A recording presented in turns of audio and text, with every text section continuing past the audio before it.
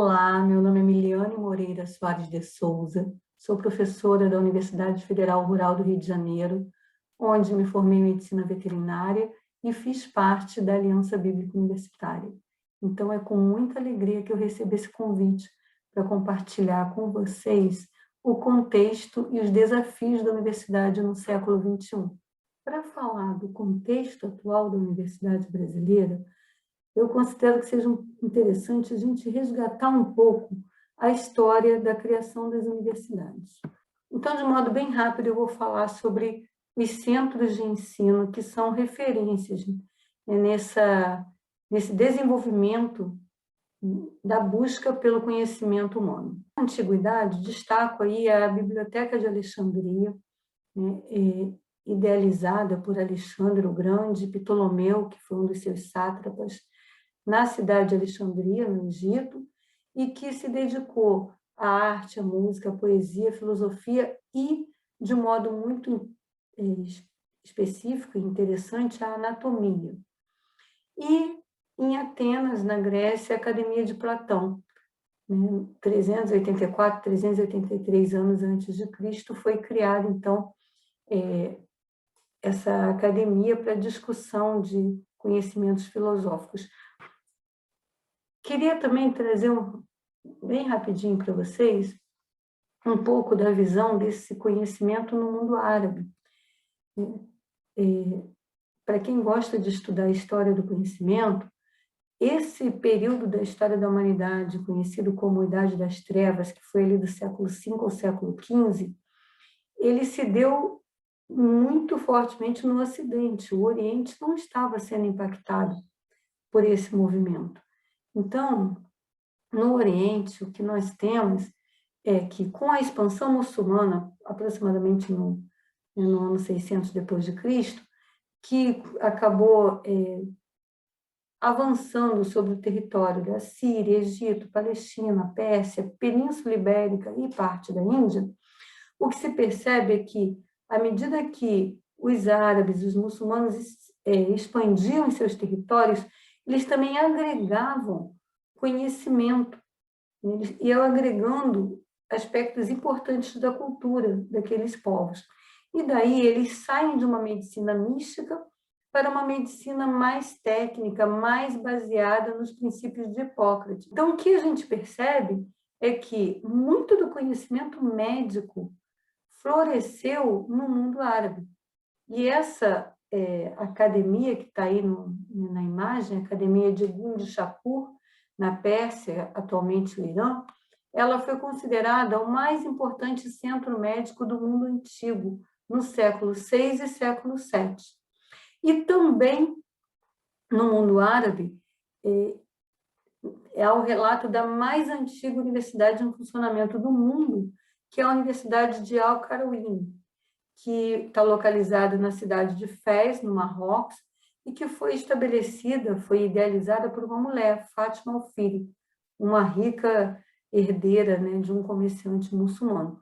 Então, existe uma forte influência da cultura árabe no desenvolvimento do conhecimento médico. O mundo ocidental, os primórdios das universidades, na Idade Média, eles se iniciam nos mosteiros, que eram, então, responsáveis por preservar, né, o conhecimento e também por fazer cópias, fazer transcritos do conhecimento que existia até então. E depois nós temos, bastante próximos ali, o surgimento das primeiras universidades. A Universidade de Bolonha, em 1088, a Universidade de Paris, ali por volta de 1150, e a Universidade de Oxford, em 1167. Essas datas, elas são datas estimadas, mas no conceito do que nós temos hoje, nenhuma delas seria considerada universidades. Seriam escolas voltadas ao conhecimento filosófico para formar na área de direito, teologia e medicina. E agora, de uma forma mais contextualizada com o que nós conhecemos como universidades, nós temos, então, as universidades da Era Moderna. Com o advento da Reforma Protestante, nós temos a participação das instituições não católicas nós começamos a ter a publicação científica nas universidades europeias, a união do conhecimento científico ao desenvolvimento tecnológico, também como produto das modificações sociais que vinham ali na esteira da Revolução Industrial. Há, então, o surgimento da Escola Politécnica na França, da Universidade de Berlim, em 1810, que atualmente é a Universidade Humboldt, que tem como princípios o desenvolvimento de pesquisa e a liberdade acadêmica. E, entre os anos de 1800 e 1900, uma forte disseminação desse modelo alemão de uma universidade de pesquisa pela Europa e pelos Estados Unidos. A partir de 1850, houve a incorporação naqueles conteúdos originais do ensino da matemática e das ciências da natureza, formando, então, os bacharelados científicos. E, como marcos no continente americano, nós temos o estabelecimento da Universidade Nacional de Córdoba, na Argentina, em 1613, que está em funcionamento até hoje, da Universidade de Harvard, em 1636, e da Universidade Tecnológica, da Universidade de Pesquisa John Hopkins, em 1876, ambas nos Estados Unidos. Então, esse apanhado, para a gente pensar um pouco sobre os desafios que a humanidade foi enfrentando e foi suplantando até chegar ao que nós hoje conhecemos como universidades. E aqui no Brasil? Bom, o surgimento das primeiras escolas brasileiras se dá em 1808, com a Escola de Cirurgia da Bahia, e em 1827, com as faculdades de Direito de São Paulo e de Olinda, na esteira da vinda da família imperial, da família real portuguesa para o Brasil. Apenas no século XX que nós vamos ter realmente o início das universidades brasileiras. Em 1920, nós temos o decreto que cria a Universidade do Rio de Janeiro, a partir da união de 3 escolas, que é a Escola Politécnica, a Escola de Medicina e a Faculdade de Direito. E esse modelo de surgimento, a partir da fusão de escolas, faz com que essa instituição seja mais voltada ao ensino do que à pesquisa, e ela tenha um caráter elitista. Em 1934, a criação da Universidade de São Paulo é meio que uma resposta política à criação da Universidade do Rio de Janeiro, mas com o enfoque na promoção da pesquisa. Em 1935, a gente tem a criação da Universidade do Distrito Federal, que não é a Universidade de Brasília. A Universidade do Distrito Federal, ela foi criada, então, na época o Distrito Federal era o Rio de Janeiro, foi criada por Anísio Teixeira, e o grande ponto, o grande objetivo dessa universidade criada por Anísio Teixeira, que fazia parte do movimento de Escola Nova, era que a universidade fosse um lugar de atividade científica livre e produção cultural desinteressada, ou seja, que ela não estivesse voltada para a formação de quadros para ministérios, como foi o caso da própria Universidade Federal Rural do Rio de Janeiro, onde eu atuo, que era voltada à criação de quadros no Ministério da Agricultura, ou das instituições de saúde, o Instituto Soroterápico de Manguinhos, o Instituto Bacteriológico de São Paulo, mas a ideia de Anísio Teixeira era uma universidade desprovida dessas amarras e que pudesse ser uma instituição livre pensante. E isso gerou um forte embate com a Igreja e com os setores conservadores da sociedade brasileira. Em 1946, a gente tem a criação da primeira unidade da PUC, da Pontífice Universidade Católica, no Rio de Janeiro, cujo objetivo era promover a recristianização das elites do país, tendo em seu currículo o curso de cultura religiosa. Bom, então esse é o início da estrutura das universidades no Brasil. Mas é em 1968 que nós começamos a lançar as bases do que hoje é a universidade brasileira. Em 1968, por pressão da sociedade, dos movimentos sociais, do movimento estudantil, é instituído um grupo de trabalho cujo objetivo é fazer um diagnóstico do ensino superior no Brasil. E esse grupo de trabalho, então, ele vai apresentar um relatório dizendo que as universidades brasileiras elas são fundamentadas em faculdades tradicionais e que elas não acompanhavam as transformações sociais que estavam ocorrendo no país. Muito semelhante a muita coisa que a gente conhece, né? A expansão universitária, segundo esse relatório, a expansão universitária que ocorreu de forma quantitativa, mas não qualitativa. E que o sistema universitário como um todo não estava aparelhado para cultivar a investigação científica e tecnológica e suprir, de fato, as necessidades do mercado de trabalho. Não muito diferente dos últimos diagnósticos que nós temos recebido. E foi com base nesse diagnóstico que foi, então, implementada a reforma universitária pela Lei 5.540 de 68. E essa reforma universitária cria a estrutura de departamentos, o sistema de crédito, o vestibular classificatório, cursos de curta duração, estabelece o ciclo básico, dentre outras inovações como a indissociabilidade entre ensino, pesquisa e extensão, regime integral de ensino, dedicação exclusiva dos professores, valorização do profissional da educação por título e produção científica. É claro que o alvo primário dessa reforma foram as instituições federais de ensino superior, ou pelo menos as públicas. Mas o ensino privado, que também precisava da chancela do governo, também tentou, de alguma forma, se ajustar a essas premissas. É nessa época que acontece a primeira grande expansão do ensino superior privado, com a criação de unidades nas regiões mais afastadas, no interior dos estados mais desenvolvidos do país e na periferia das grandes cidades. Então, a expansão do ensino superior foi delegada às instituições privadas ali por volta das décadas, né, de 70 e 80. Na década de 80, por conta dessa expansão, as instituições privadas assumiram a liderança, né, no número de alunos no ensino superior, com um perfil predominantemente de ensino e não de pesquisa.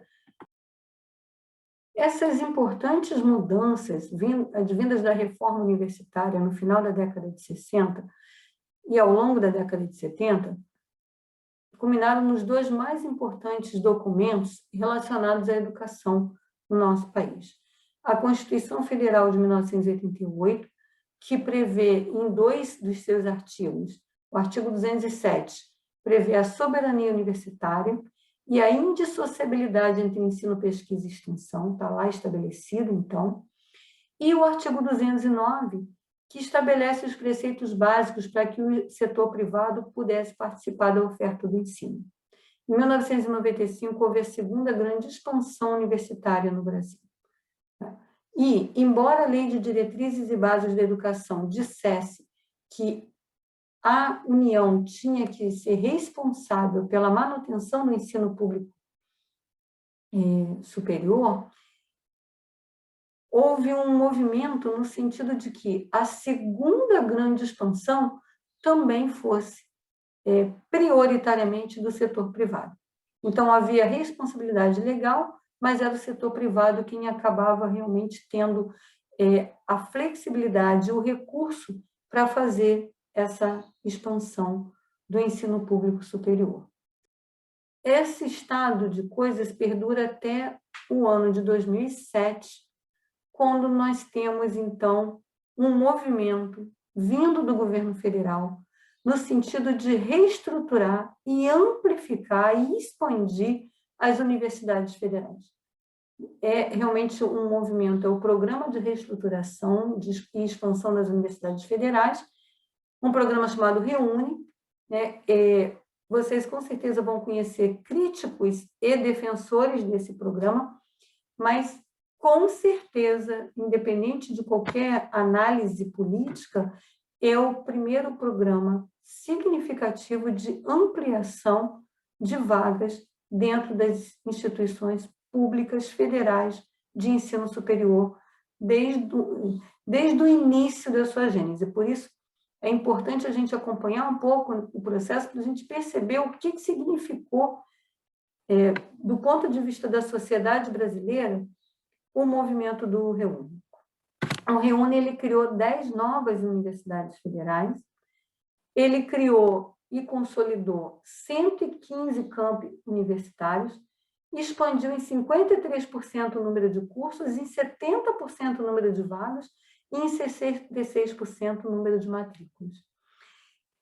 Então, foi um programa, né, que durou de 2007 a 2012, que com certeza reconfigurou o cenário do ensino superior público no nosso país. Quais são os grandes desafios que vêm no pós-Reúne?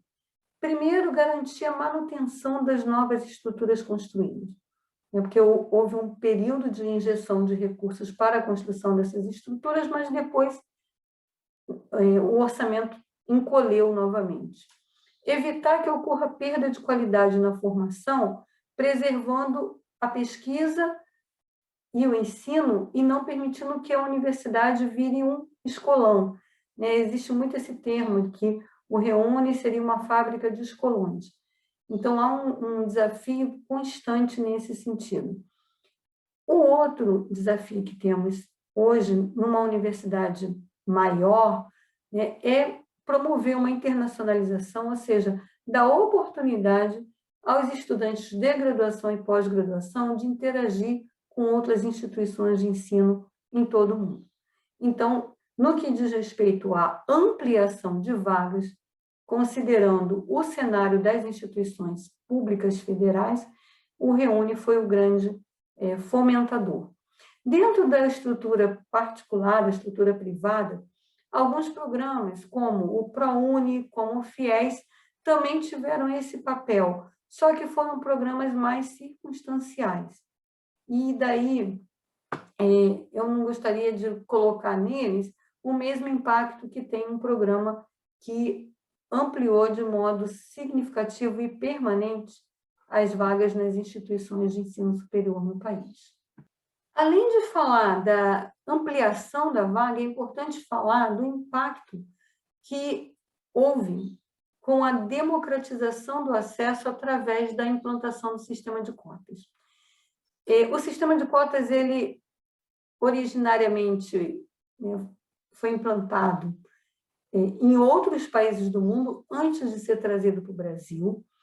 Em outros países foi percebido, a Índia é um país cuja realidade, em alguns aspectos, até se assemelha com a nossa, e foi perceptível o quanto que a implantação do sistema de cotas no sistema universitário indiano favoreceu que as castas menos privilegiadas tivessem acesso à educação superior de uma forma bastante significativa. E daí, em 2003, a UERJ se torna no Brasil a primeira universidade a implantar cotas. Ela decide ali por uma implantação de 45% de cotas, 20% para a rede pública, 20% considerando cotas raciais, negros ou indígenas, e 5% para candidatos que tivessem deficiência ou que fossem filhos de policiais, bombeiros, inspetores de segurança penitenciários que tivessem sido mortos ou incapacitados em função do exercício das suas atividades. Esse movimento da UERJ foi bastante polêmico, né? A princípio, as pessoas não entenderam que aquilo não significava tirar direitos, significava equilibrar privilégios, né? Significava abrir a oportunidade para aquelas estudantes que não tinham acesso realmente ao sistema público de ensino e que, por muitas vezes, tinham que se esforçar para pagar a mensalidade de um curso privado no ensino superior, que não tinha, por vezes, a mesma qualidade do ensino público, até porque nós entendemos que ensino superior de qualidade custa muito caro. Em 2004, a UNB foi a primeira universidade federal a seguir o exemplo e implantar o sistema de cotas. Em 2012, com a Lei das Cotas, que é a Lei 12.711, o sistema de cotas, então, ele é estabelecido como uma determinação de que, no mínimo, 50% das vagas de cada curso dentro das instituições federais de ensino tinham que ser reservadas para os cotistas. Desafios. como garantir a permanência desses estudantes dentro da instituição. Porque dar a vaga e não dar condição de permanência é muito cruel até. Então, aí é toda uma reestruturação do Programa Nacional de Assistência Estudantil, que é o PNAES, no sentido de criar estratégias as mais variadas para poder atender essa forte demanda social. E o segundo desafio, eu vou colocar ali como, de certa forma, um mito. Ser inclusiva sem perder qualidade. Será que realmente abrir a universidade pública para os estudantes da rede pública, para os estudantes que adentrassem por cotas raciais ou por algum outro critério estabelecido dentro das normativas da instituição, ia comprometer a qualidade? Bom, eu tenho me dedicado a fazer uma análise dos ENADES, principalmente na minha área, e posso garantir a vocês que naquilo que eu consegui avaliar até hoje, não houve qualquer tipo, muito pelo contrário, nós não temos como fazer uma correlação entre cotas e perda de qualidade. Isso é um mito que precisa ser suplantado. Na verdade, o sistema de cotas democratizou o acesso e fez com que os obstáculos não fossem tão difíceis de serem suplantados como antes. Essa, pelo menos, é a minha opinião. Bom, mas agora eu queria falar do terceiro desafio, e talvez aquele que é mais linear, mais disseminado hoje dentro das instituições de ensino superior, que são as mudanças na concepção didático-pedagógica. As universidades hoje elas precisam ter uma nova forma de apresentar o conhecimento, elas têm que estabelecer novas metas, e as metas hoje já não podem mais estar simplesmente no sentido de lançar um conteúdo sobre os seus estudantes. As universidades hoje elas precisam se preocupar com o desenvolvimento de competências, com cursos de qualidade e com um profissional apto a responder às demandas sociais. Então, se nós lembrarmos um pouco daquele relatório de 1968, alguns desafios continuam os mesmos. Só que nós temos uma grande diferença em relação a 1968. Hoje, nós estamos na era da informação. Hoje, a produção de conteúdo distribuído nas redes é algo... Existem estudos que dizem que todo o conteúdo produzido até 2003 já foi suplantado pelo menos 20 vezes de 2003 para cá. Então, produção de conteúdo, sentar um estudante numa sala de aula para ele simplesmente ter um repasse de conteúdo, não pode mais ser um modelo de formação. Então, hoje, a universidade está e tem que estar preocupada com o profissional que ela vai formar para atuar num século em que conteúdo já não é mais o problema, porque ele tem acesso a muito conteúdo. O que ela precisa hoje é formar um profissional capaz de enfrentar os desafios da atualidade. Quais sejam? Um profissional que tenha visão estratégica, um profissional que substitua o como fazer por saber o que fazer, que tenha conhecimento de metodologias e fundamentos, compreensão de outras culturas, compreensão e desenvolvimento de responsabilidade social, seja em diferentes áreas, mas, por exemplo, eu destaquei aqui na área de bem-estar animal e bem-estar único, que é muito importante na atualidade. Então, a instituição hoje ela precisa rever a sua forma de ensino, e é esse o grande desafio, a grande mudança de paradigma que nós, professores, estamos enfrentando dentro das instituições de ensino superior. Nosso ensino hoje precisa ser mais intencional, ele tem que estar baseado em estratégias ativas, ele vai ter que lidar com novas abordagens. Nós estamos vivendo uma pandemia, a gente está vivendo aqui, nesse momento, um ensino remoto. Então, nós hoje temos a possibilidade do ensino presencial, do ensino remoto, do ensino híbrido, e isso não caracteriza EAD. Temos também a possibilidade do ensino EAD.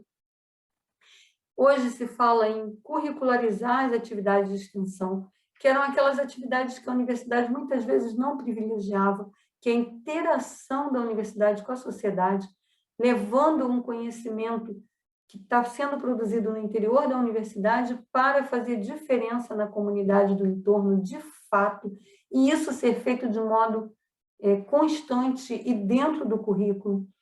É uma universidade que tem que se preocupar mais com ciência da aprendizagem, com neurociência. A aula já muda completamente o foco quando você aprende que menos é mais, que a instituição tem que capacitar os professores a serem focados no essencial, né? Aprenderem a fazer linhas de construção de conhecimento mais claras.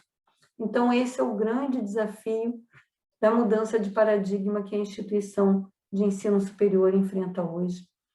E aí, tudo isso deságua no ciclo da inovação. Hoje, mais do que formar um profissional para ter conhecimento, a gente precisa formar um profissional para inovar. Ele tem que aprender para idealizar, para construir, para testar, para aprender, para idealizar, para construir e para testar. O conhecimento hoje ele tem que se tornar aplicável, dinâmico e interferir na sociedade. Então, no aspecto humano, o que eu poderia dizer para vocês é que nós temos hoje uma universidade mais plural, mais heterogênea, mais inclusiva, menos elitista e mais socialmente referenciada. Entretanto, e aí eu vou reservar os meus 5 minutinhos finais, né, porque por estar no Instituto de Preparação de Líderes da ABU, eu não poderia deixar de fazer essa abordagem. Entretanto, do ponto de vista dos princípios cristãos, eu tenho uma universidade moralmente corrompida, emocionalmente adoecida, avessa a Deus, hedonista e soberba, que se encaixa muito bem naqueles parâmetros estabelecidos em 2 Timóteo, capítulo 3. E aí, já que esse é um IPL, qual o papel da liderança cristã nesse contexto da universidade? Quando vocês entram nessa universidade hoje, que ampliou, que tem muito mais curso, tem muito mais gente, democratizou, então tem gente de camadas da sociedade menos favorecidas que precisam, muitas vezes, de um olhar diferenciado por N motivos. Muitos chegam com famílias destroçadas, com estruturações, não estou dizendo que isso está relacionado a ser, né, uma família menos favorecida economicamente vai ter menos estrutura, não é absolutamente essa a ideia, mas nós vemos isso, muitas famílias desestruturadas, questões de gênero fazendo parte do cotidiano de uma forma muito impactante, muito significativa. Então, qual o papel da liderança cristã nesse contexto? Eu não vou dizer nada de novo. O papel da liderança cristã nesse contexto não mudou. A missão não mudou. Nós continuamos sendo chamados a sermos sal e a sermos luz. Isso não mudou. A Missio Dei não mudou. Que nós precisamos, na minha percepção, e aí eu falo, olhando para a minha trajetória enquanto estudante universitário, de graduação, de pós-graduação e professora universitária, dos dilemas, dos desafios que eu vivenciei. Então, eu acho que o que precisa mudar é que nós precisamos ter mais consciência da nossa identidade. E aí eu trago aqui aquilo que 1 Pedro 2,9 diz. Vocês, porém, são geração eleita, sacerdócio real, nação santa, povo exclusivo de Deus, para anunciar as grandezas daquele que o chamou das trevas para a sua maravilhosa luz. Essa é a nossa identidade. Nós somos missionários dentro do campo universitário. Mas eu queria trazer uma reflexão rápida sobre isso. Quando eu falei que a universidade hoje estava se preocupando em desenvolvimento de competências, desenvolver uma pessoa competente não é apenas desenvolver uma pessoa que saiba, que tenha conhecimento, ou uma pessoa que faça, que seja hábil, mas também uma pessoa que tenha atitudes, tenha consciência de quem ela é. E é para esse desenvolvimento da competência atitudinal que nós, enquanto cristãos, precisamos desenvolver no ambiente universitário, que eu queria chamar a atenção de vocês. O contexto das universidades, o desafio das universidades e o papel que nós, e eu vou me pôr como liderança cristã, porque eu tenho dentro da minha responsabilidade, da minha missão cotidiana, que ser exemplo, que ser sal, que ser luz. O que eu preciso desenvolver em termos de competência? Primeiro, eu tenho que ter a clareza de que estar na universidade é um projeto de Deus para a minha vida. Então, eu devo ser um estudante excelente. Seja na graduação, seja na pós-graduação. Eu tenho que buscar conhecimento de forma excelente. Eu tenho que me interessar pelo conhecimento de forma excelente. Infelizmente, nós vemos muitos cristãos que passam pela instituição de modo irrelevante no que diz respeito à sua vida acadêmica. Eu creio que não foi esse o chamado. Se nós formos ser missionários em algum lugar, nós vamos buscar entender a cultura, compreender os desafios. Então, como vocês estão aqui para compreender os desafios, o principal desafio ainda é que a universidade é um centro de ensino, de formação profissional, de excelência nessa área. E nós fazemos parte disso. Ser um cristão relevante implica em ser aberto e empático, mas em não negociar os valores do reino. Eu preciso estar apta a responder à razão da esperança que habita em mim. Eu preciso ter consciência de quem eu sou. Se a minha identidade está firmada em Cristo, eu não vou me isolar com medo de ser contaminado pelo mundo. Infelizmente, alguns cristãos passam pela universidade dentro de uma concha, com medo de que a universidade os contamine, ao invés de entenderem que são eles que têm que lançar luz e lançar tempero sobre as trevas, sobre as situações desafiadoras e desesperadoras, muitas vezes, que eles vão encontrar na universidade. E para finalizar, eu acho, e essa é uma luta nos últimos anos, que a forma de eu criar uma identidade saudável é eu buscar desenvolver autoconhecimento, de modo a identificar os meus dons e talentos, saber quem eu de fato sou, conhecer as minhas fragilidades, o meu comportamento, a história da minha vida, o meu temperamento, eles podem ser e devem ser moldados pela atuação do Espírito Santo. Então, eu não posso deixar que eles comprometam o desenvolvimento do propósito e da missão de Deus através da minha vida durante o período que eu estiver na instituição universidade. Daí, se eu buscar o autoconhecimento, se eu buscar o conhecimento da missão e se eu firmar minha identidade em Cristo, eu vou conseguir o equilíbrio necessário para que eu seja sal e luz nesse contexto em que eu vou estar vivendo. Eu espero sinceramente ter contribuído para esse IPL e mais uma vez eu agradeço a oportunidade.